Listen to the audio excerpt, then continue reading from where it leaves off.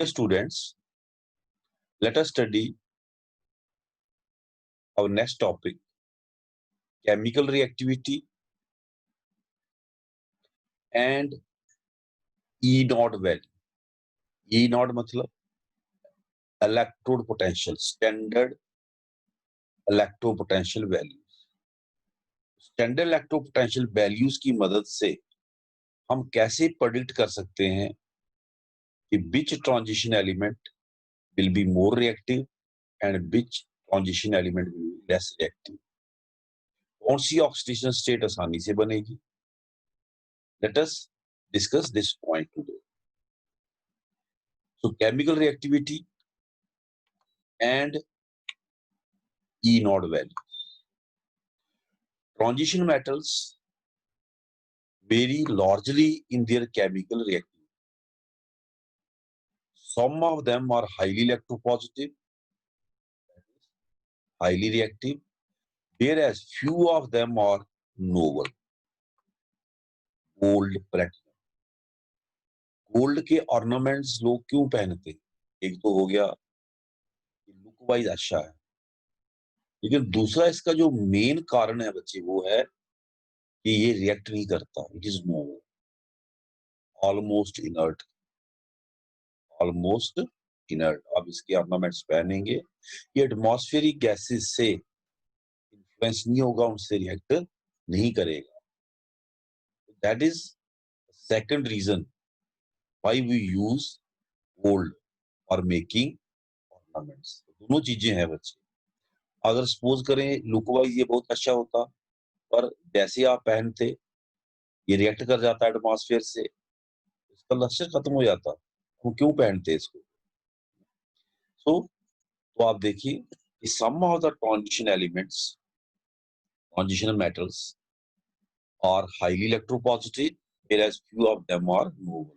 Platinum, gold, radium. So we have found that some of their chemical properties are related to their E naught values. उनकी जो chemical properties हैं वो E naught value से related है. That is standard electrode potential. Standard electrode potential और reduction potential, जो हमने कल प्रीवियस वीडियो में डिस्कस किया था. बच्चे metals of first transition series copper को छोड़ एक्सेप्ट कॉपर, कॉपर का स्टैंडर्ड रिडक्शन पोटेंशियल बच्चे 0.34, सबका नेगेटिव है. तो हम कह सकते कि metals of first transition series are relatively more reactive than the other series. बाकी सीरीज के एलिमेंट से फर्स्ट ट्रांजिशन सीरीज के एलिमेंट ज्यादा रिएक्टिव है. They have more negative value of standard electrode, that is they have more tendency to lose. अगर reduction potential बच्चे positive हो तो टेंडेंसी टू लूज इलेक्ट्रॉन कम होती है. Reduction potential positive it has tendency to get reduced, है ना. Ion है उसकी टेंडेंसी रिड्यूस होने की. कॉपर टू पॉजिटिव से कॉपर बनना आसान है, क्यों? इसका स्टैंडर्ड रिडक्शन पोटेंशियल पॉजिटिव है. जबकि जिंक टू पॉजिटिव से जिंक बढ़ना मुश्किल है, क्यों? इसका स्टैंडर्ड रिडक्शन पोटेंशियल नेगेटिव है, -0.76. तभी आप गैल्वेनिक सेल पढ़े थे, तो zinc loses electron to copper, not copper to zinc.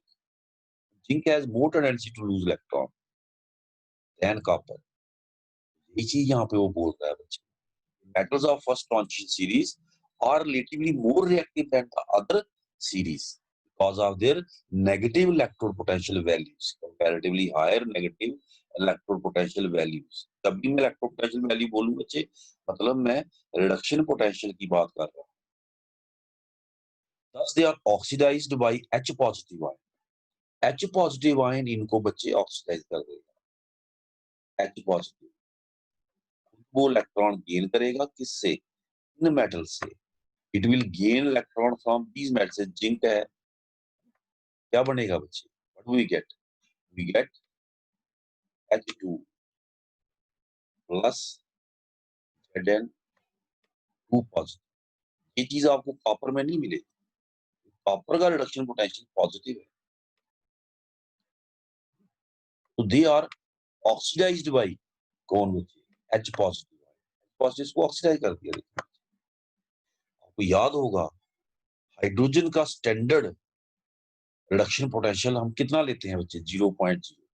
तो with respect to hydrogen zinc का स्टैंडर्ड रिडक्शन पोटेंशियल क्या है बच्चे, -0.76। That is zinc has more tendency to lose electron.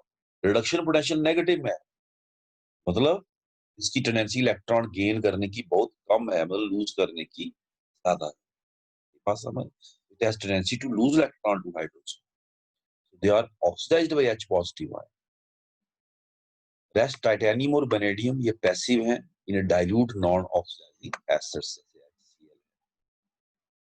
The general trend towards less E negative value along the series indicate decreasing tendency to form divalent cations।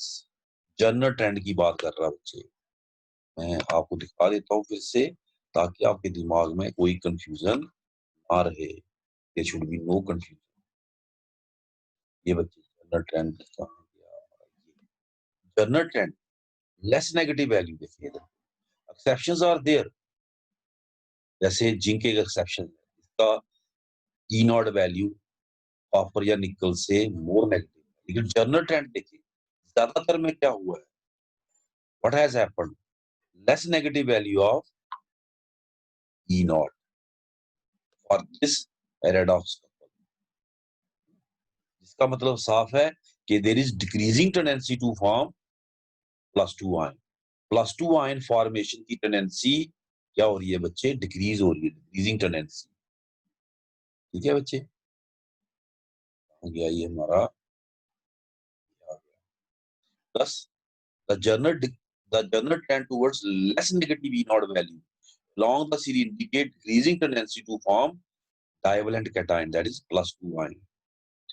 More negative E naught value कौन से वाला couple, M2 positive oblique M, मतलब +2 state की oxygen state की बात कर रहा है। M से M2 पॉजिटिव का बढ़ना, M से M2 पॉजिटिव का बढ़ना, लेकिन लिखना ऐसे ही है हमने। We always represent electrode potential as standard reduction potential. Reduction कैसे होता है, M2 पॉजिटिव से M, इसे पता चलता कि M से M2 पॉजिटिव आसानी से बनेगा या नहीं बनेगा। अगर M2 positive oblique M E not value negative हो तो अंडरस्टूड है ये +2 स्टेट उसकी आसानी से बने, और अगर यही चीज पॉजिटिव में हो जैसे कॉपर है तो मतलब +2 स्टेट थोड़ी मुश्किल से बने। इंपॉर्टेंट, तो E not value of this couple more negative, जितना ज्यादा होगा बच्चे मतलब +2 स्टेट उतनी स्टेबल होगी। तो आप देखिए सीरीज में चेक करें, उसमें क्या देखते हैं आप कि मैंगनीज निकल और जिंक का E naught value exceptionally more negative है इन 3 एलिमेंट का। मैंगनीज और जिंक का आपको समझ आता है क्योंकि मैंगनीज की कॉन्फ़िगरेशन है बच्चे 3d5। फिर रिपीट कर रहा हूं ताकि आपको बेटर अंडरस्टैंडिंग हो। 4s2, अगर ये 2 इलेक्ट्रॉन लूज करेगा इस कॉन्फ़िगरेशन बिकम स्टेबल, इसलिए इसकी एक्सेप्शनली मोर नेगेटिव है E naught value, that is इसकी जो +2 स्टेट है वो एक्सेप्शनली मोर स्टेबल है। इसी तरह से बच्चे अगर जिंक की बात करें उसकी है 3d10 4s2। अगर जिंक 2 इलेक्ट्रॉन लूज करे ये भी स्टेबल कॉन्फ़िगरेशन एक्वायर करता 3d10। जिंक की electro potential value for this couple M2 positive oblique M it is exceptionally more negative, mean इसकी +2 स्टेट स्टेबल है, +2 स्टेट में ये आसानी से जाएगा। जहां तक निकल की बात है, ये हम प्रीवियस वीडियो में डिस्कस कर चुके हैं। निकल की +2 स्टेट की extra stability is due to higher hydration enthalpy. Hydration enthalpy अगर ज्यादा होगी किसी भी आयन की, वो आयन एक्व सॉल्यूशन में ज्यादा स्टेबल होगा। इलेक्ट्रो पोटेंशियल हम देखते ही किसमें है बच्चे, एक्व सॉल्यूशन। याद रखिए निकल +2 की मोर नेगेटिव वैल्यू का कारण क्या है बच्चे, यानी कि इसकी +2 स्टेट क्यों ज्यादा स्टेबल है in aqueous solution, because of higher hydration enthalpy.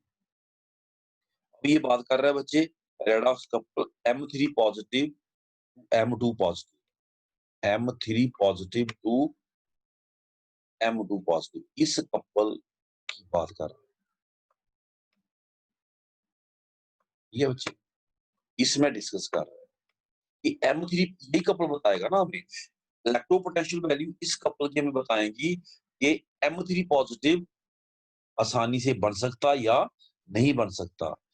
E naught values अगर आप देखिए कहता है खासकर किसकी, मैंगनीज और कोबाल्ट कपल, ये जो कपल है रेडॉक्स कपल, अगर आप वैल्यू देखें मैंगनीज और कोबाल्ट की तो आप क्या देखते हैं बच्चे, इनकी जो वैल्यूज हैं वो हाई हैं,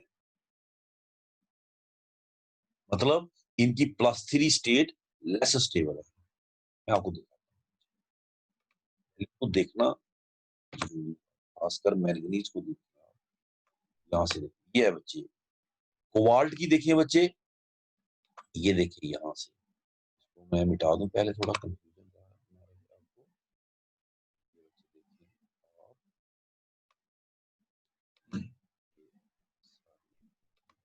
ये देखिए बच्चे मैंगनीज की, क्रोमियम की नेगेटिव में है और मैंगनीज की देखिए पॉजिटिव में, +1.57, आयरन बीच में एक्सेप्शन है, आगे कोबाल्ट देखिए +1.97।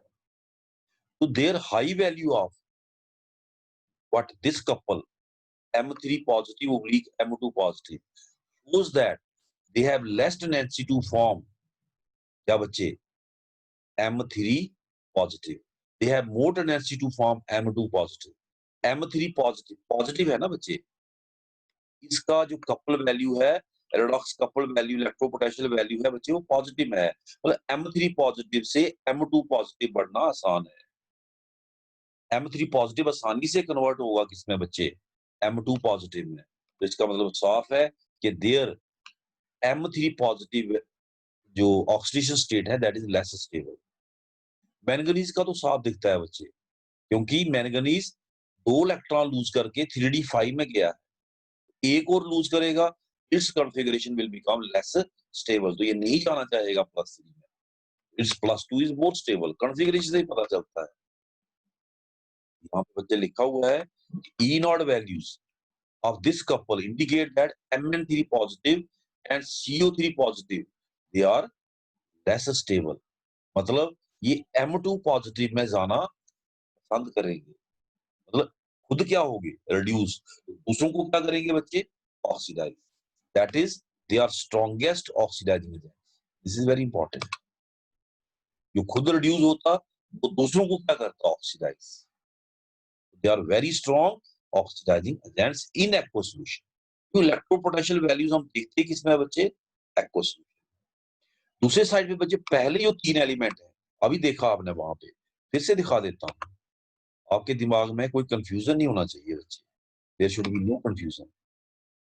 ये देखिए पहले 3 एलिमेंट का आप देखिए बच्चे, ई नॉट वैल्यूज और दिस कपल क्या शो करता है, नेगेटिव है, more negative the E naught value, more stable the higher oxygen state, उस कपल की जो हायर ऑक्सीजन स्टेट है वो ज्यादा स्टेबल होगी।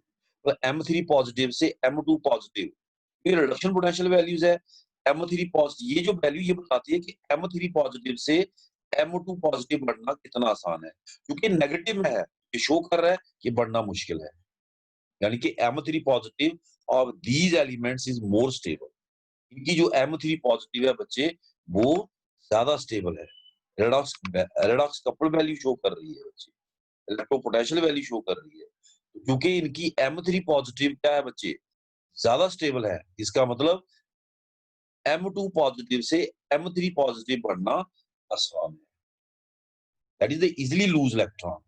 जब इजिली लूज इलेक्ट्रॉन मतलब खुद क्या हुए ऑक्सीडाइज, तो दूसरों को क्या करेंगे, रिड्यूस, तो they are strongest reducing agents, कौन सी स्टेट में, +2 स्टेट में, +2 से +3 बढ़ना आसान है इनके केस में। मैंगनीज के केस में +3 से +2 बढ़ना आसान है, और खुद क्या हुए रिड्यूस, दूसरों को किया ऑक्सीडाइज। और इनके केस में क्योंकि इनका इलेक्ट्रोपोटेंशियल वैल्यू नेगेटिव है, मीन इनकी higher oxygen state more stable है, यानी कि +2 से +3 में जाना आसान है, खुद क्या हुए ऑक्सीडाइज, तो दूसरों को क्या करेंगे, reduce, that is they are very strong reducing agents and they can liberate क्योंकि नेगेटिव वैल्यू है तो they can liberate hydrogen from the dilute acids by this reaction. आसानी से जा रहा है क्रोमियम, देखें they are acting as strong reducing agents. ठीक है बच्चे, उसके बाद बच्चे हम चलते हैं किस पे, let us move towards our next property, magnetic property. इसके बाद पहले हम इसको मिटा लेते हैं बच्चे, ताकि आपको कंफ्यूजन ना रहे कोई। ये सारा था बच्चे इलेक्ट्रोपोटेंशियल वैल्यू के बारे में डिस्कस। ठीक है, केमिकल एक्टिविटी भी हमने डिस्कस कर ली बच्चे। Next we have magnetic properties. Electropotential हमने डिटेल में डिस्कस कर लिया। Next we have magnetic properties, also very important. Most of the transition elements and their compounds are paramagnetic in nature. ज्यादातर ट्रांजिशन एलिमेंट और उनके कंपाउंड्स पैरामैग्नेटिक होते हैं। Paramagnetic मतलब they get attracted towards the magnetic field when they are placed in the magnetic field. Iron को दिमाग में रखें, आयरन को आप मैग्नेटिक फील्ड में रखें, it get attracted towards the magnetic field. Such a substance which is attracted towards the magnetic field is called as paramagnetic substance. Solid state में भी आप पढ़ चुके हैं फर्स्ट चैप्टर।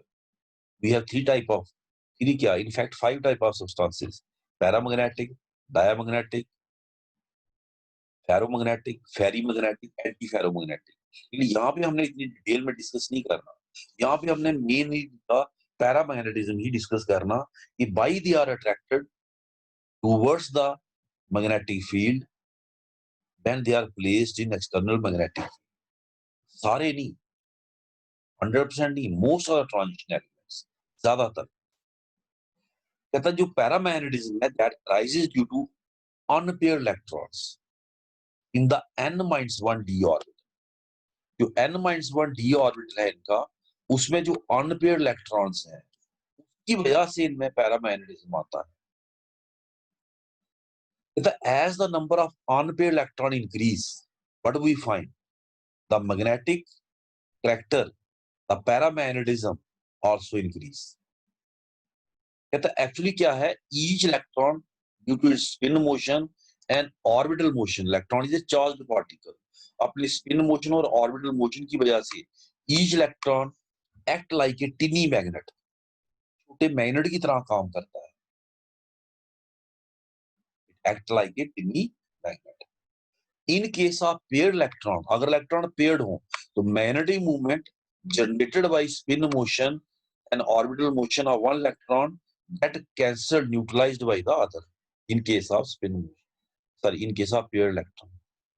इसलिए जो transition element paired electron possess करते they are diamagnetic, that is they are not attracted when placed in the magnetic field, they are not attracted towards the external magnetic field when they are placed in the magnetic field। जैसे zinc है बच्चे, zinc is diamagnetic because it has no unpaired electron। Each electron act like a tiny magnet, it generates small magnetic movement। अगर paired electron होंगे, magnetic movement, चूंकि इनका spin motion देखिए बच्चे opposite direction में है, तो magnetic movement generated by one electron get neutralized by the other. Net result is no magnetic movement and hence such substances are not attracted when placed in external magnetic field। तो कहता है as the number of unpaired electron increase from 1 to 5, the magnetic movement and hence paramagnetic character also increase। For example, iron 3 positive is more paramagnetic than iron 2 positive। iron 2 positive 3d6 होता है बच्चे, iron 3 positive 3d5 होता है। इसमें 5 unpaired electron, इसमें 4 है। 3d6 वाले में कितने unpaired electron है? 4।